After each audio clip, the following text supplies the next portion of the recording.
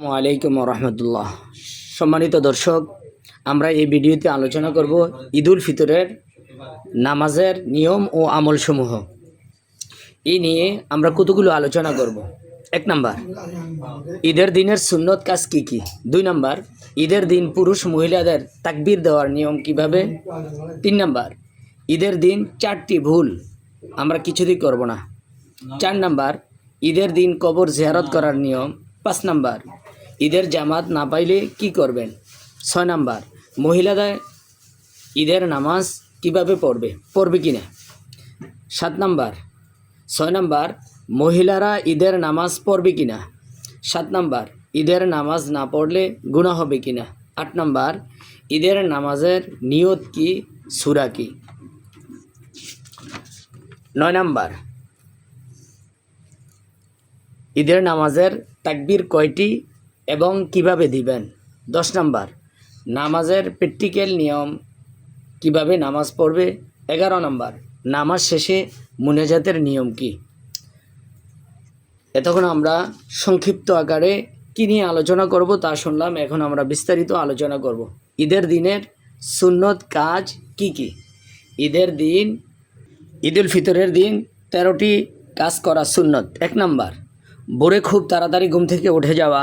2 number, মেসওয়াক করা। 3 number, গোসল করা। 4 নাম্বার, যথাসাধ্য উত্তম পোশাক পরিধান করা। 5 নাম্বার, শরীয়ত সম্মতভাবে সাজসজ্জা করা। 6 নাম্বার, খুশবু লাগানো। 8 নাম্বার, ঈদগাহে যাওয়ার পূর্বে কোনো মিষ্টি দ্রব্য খেয়ে যাওয়া। 8 নাম্বার, আগে ঈদগাহে যাওয়া। 9 নাম্বার, ঈদগাহে যাওয়ার পূর্বে সদকায়ে ফিতির না দিয়ে থাকলে সদকায়ে ফিতির আদায় করা। 10 নাম্বার, ঈদগাহে গিয়ে ঈদের নামাজ পড়া, বিনা ওজরে মসজিদে না পড়া। 11 নাম্বার, পায়ে হেঁটে ঈদগাহে যাওয়া। 12 নাম্বার, যাওয়ার সময় এই তাকবীর আস্তে আস্তে পড়বে। আল্লাহু আকবার, আল্লাহু আকবার, লা ইলাহা ইল্লাল্লাহু, আল্লাহু আকবার, আল্লাহু আকবার, ওয়ালিল্লাহিল হামদ।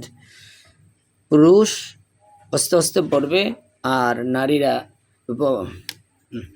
ঈদুল ফিতরের সময় এই তাকবীরগুলো আস্তে আস্তে পড়বে আর ঈদুল আজহার সময় এই তাকবীরগুলো জোরে জোরে পাঠ করবে। 13 নাম্বার, এক রাস্তা দিয়ে যাওয়া, অন্য রাস্তা দিয়ে প্রত্যাবর্তন করা। ঈদুল ফিতরের এই সুন্নতগুলি যদি আমরা আমল করি তাহলে আল্লাহ তাআলা আমাদেরকে অনেক সওয়াব দান করবেন। আমরা এই সুন্নতের উপর অবশ্যই আমল করব। 2 নাম্বার, আমাদের আলোচনা হলো ঈদের দিন পুরুষ মহিলাদের তাকবীর দেওয়ার নিয়ম কিভাবে। পুরুষগণ তাকবীর জোরে জোরে বলবে আর মহিলাগণ তাকবীর আস্তে আস্তে বলবে। 3 নাম্বার, ঈদের দিন 4টি কাজ ভুলেও করা যাবে না। 1 নাম্বার, গান বাজনা দ্বারা আনন্দ উল্লাস করা যাবে না। আকরবাতি, বোমা, বাজি এগুলো ফুটানো যাবে না। পিতামাতার অবাধ্য হয়ে অন্য কোথায়ও গিয়ে পিতামাতা ব্যতীত ঈদ না করা। 4 নাম্বার হলো মুআনাকা না করা।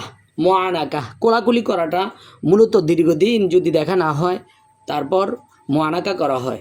আমরা যেহেতু একই সমাজের মধ্যে থাকি, প্রতিদিন আমাদের দেখা সাক্ষাৎ হয়, এই জন্য আমরা এটা জরুরি মনে করে করা। ঈদের নামাজ পড়ে এটা বেদাত হবে। এই 4টি কাজ আমরা করব না। 4 নাম্বার, ঈদের দিন কবর জিয়ারত করার নিয়ম, যে আমরা কবর জিয়ারত করা অত্যন্ত সওয়াবের কাজ। আমরা প্রথমে গিয়ে সালাম দেব, আসসালামু আলাইকুম ইয়া আহলাল কবুর মিনাল মুমিনিনা ওয়াল মুমিনাত ওয়াল মুসলিমিনা ওয়াল মুসলিমাত ওয়াল আহইয়াই মিনহুম ওয়াল আমওয়াত ইন্নাকা মুজিবুদ দাওয়াত। তারপর সূরা ফাতিহা পড়ব, সূরা ইখলাস পড়ব, আলাম নাশরাহ পড়ব, ইয়াসিন সূরা পড়ব, দুরূদ শরীফ পড়ব, তারপর দোয়া করব। যে যেভাবে পারি এভাবে মুর্দাদের ইসালে সওয়াবের উদ্দেশ্যে আমরা কবর জিয়ারত করব। কবর জিয়ারত করাটা এটা আমরা শুধু ঈদের দিনের জন্য খাস করে নিয়েছি, শুধু ঈদের দিনেই কবর জিয়ারত করি।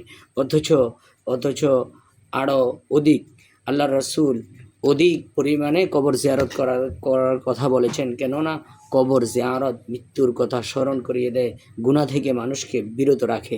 এই জন্য আমরা শুধু ঈদের দিন কবর জিয়ারত নয়, অন্য সময়ও কবর জিয়ারত করব ইনশাআল্লাহ। ঈদের জামাত না পাইলে কি করবেন?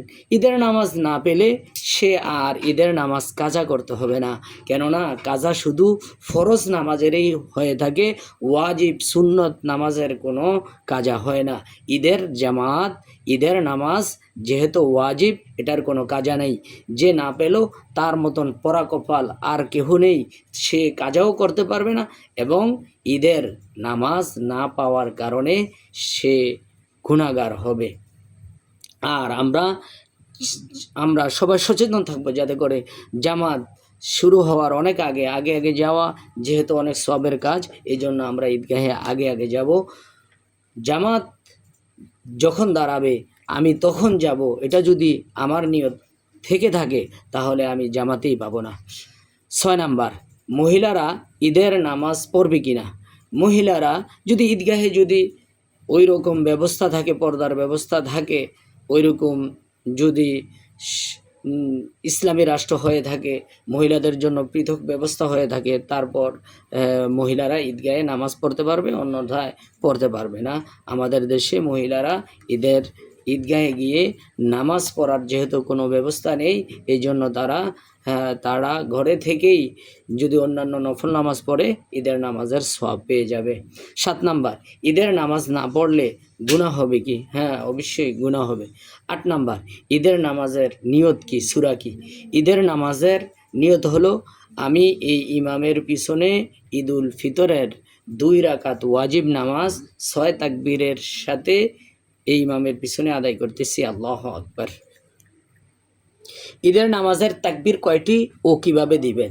ঈদের নামাজের তাকবীর, অতিরিক্ত তাকবীর 6টি। প্রথম রাকাতে সানার পর তাউজ তাসমিয়া আউজ বিল্লাহ বিসমিল্লাহ পড়ার পূর্বেই অতিরিক্ত 3টা তাকবীর দিবে।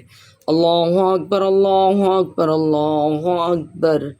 3টা তাকবীর দেওয়ার পরে আউজ বিল্লাহ বিসমিল্লাহ পড়ার পর সূরা ফাতিহা পড়বে, তারপর অন্যান্য যে কোনো একটি সূরা মিলাবে, তারপর রুকুতে যাবে। রুকুতে গিয়ে অন্যান্য নামাজের ন্যায় সে নামাজ প্রথম রাকাত আদায় করে দ্বিতীয় রাকাতে দাঁড়াবে। দ্বিতীয় রাকাতে দাঁড়িয়ে সে তাসমিয়া বিসমিল্লাহ, সূরা ফাতিহা এবং অন্য একটি সূরা মিলানোর পর রুকুর পূর্বে অতিরিক্ত 3 তাকবীর দিবে। দর্শক, আমরা খেয়াল রাখতে হবে যে এই তাকবীরগুলো অতিরিক্ত 6 তাকবীর প্রথম রাকাতে সানার পর অতিরিক্ত 3 তাকবীর দিবে, আর দ্বিতীয় রাকাতে গিয়ে রুকুর পূর্বে সূরা ফাতিহা এবং সূরা মিলানোর পর রুকুর পূর্বে অতিরিক্ত 3 তাকবীর দিবে।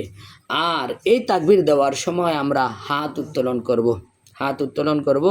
চতুর্থ তাকবীরে গিয়ে সোজা রুকুতে চলে যাব দ্বিতীয় রাকাতে। নামাজের প্র্যাকটিক্যাল নিয়ম কিভাবে? যেহেতু অন্যান্য নামাজের যে নিয়ম, ঈদের নামাজেরও হুবাহুব একই নিয়ম, শুধু অতিরিক্ত 3 6 তাকবীর, এভাবেই আমরা নামাজ আদায় করব। নামাজ শেষে আমরা মুনাজাত করব, আমাদের নিজেদের জন্য, আমাদের পিতামাতার জন্য, আমাদের আত্মীয় স্বজন যারা অন্ধকার কবরে শায়িত রয়েছে তাদের জন্য আমরা দোয়া করব, আমাদের দেশের জন্য দোয়া করব, বিশেষ করে ফিলিস্তিনের এবং গাজার মুসলমানদের জন্য আমরা দোয়া করব। ভিডিওটি ভালো লাগলে অবশ্যই আমলে নাজাত 2.0 চ্যানেলটি সাবস্ক্রাইব করবেন এবং লাইক, কমেন্ট, শেয়ার করবেন, যাতে করে প্রত্যেকে তার উপর আমল করতে পারে। আসসালামু আলাইকুম ওয়া রাহমাতুল্লাহ।